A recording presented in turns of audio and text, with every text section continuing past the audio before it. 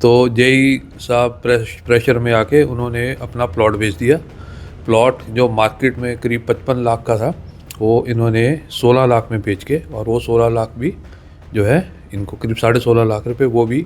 तो जब उनको पकड़ा तो और हमने अरेस्ट कर लिया, तो फिर ये जेई साहब भी हमारे पास आए, इन्होंने भी अपनी आप बीती सुनाई।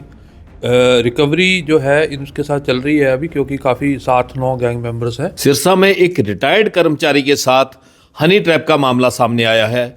इस मामले में पुलिस ने आरोपियों को पकड़ लिया है। बात करते हैं सिरसा के डीएसपी साहब से। डीएसपी साहब, ये क्या मामला था? यहाँ पर एक रिटायर्ड जेई साहब थे, उनके साथ एक हनी ट्रैप का मैटर आया था। एक जो लड़की ने उनके साथ फ़ोन पे कांटेक्ट किया और कांटेक्ट करके उनको बुलाया। बुलाने के बाद उनको एक कमरे में ले गए जहाँ पे उनके बाकी गैंग मेंबर्स भी आ गए और उनका वीडियो बनाया गया। वीडियो बनाने के बाद उनसे पैसे मांगे गए। जो उनके पास एटीएम में कुछ ही पैसे थे, 20,000 के करीब निकलवाया गया। तो उनको ब्लैकमेल किया गया ज़्यादा दिया जाए।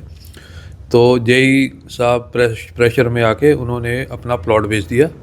प्लॉट जो मार्केट में करीब 55 लाख का था वो इन्होंने 16 लाख में बेच के, और वो 16 लाख भी जो है इनको करीब 16.5 लाख रुपए वो भी गैंगस्टर्स को दे दिए।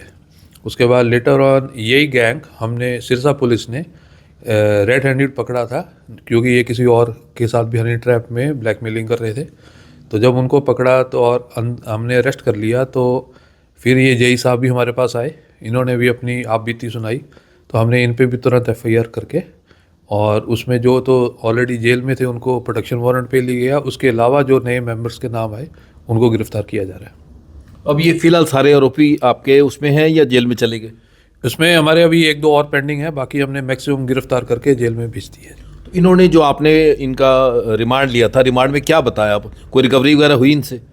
रिकवरी जो है इनके साथ चल रही है अभी, क्योंकि काफ़ी 7-9 गैंग मेंबर्स हैं और ये काफ़ी पुराना मैटर है। बट जो पहले, इससे पहले हमने जो रेड हैंडेड किए थे उसमें तुरंत रिकवरी हो गई थी।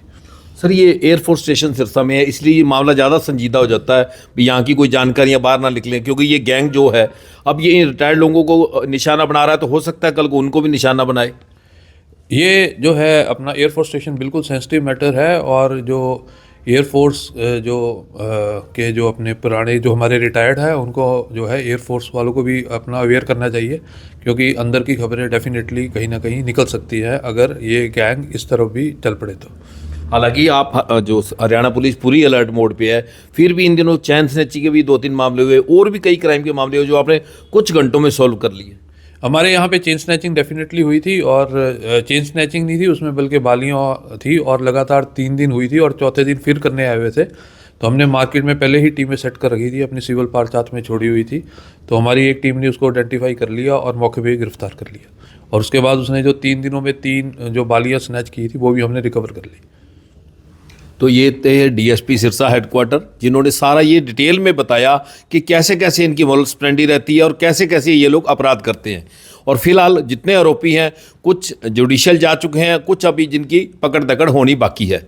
हरियाणा तक के लिए सिरसा से बलजीत सिंह।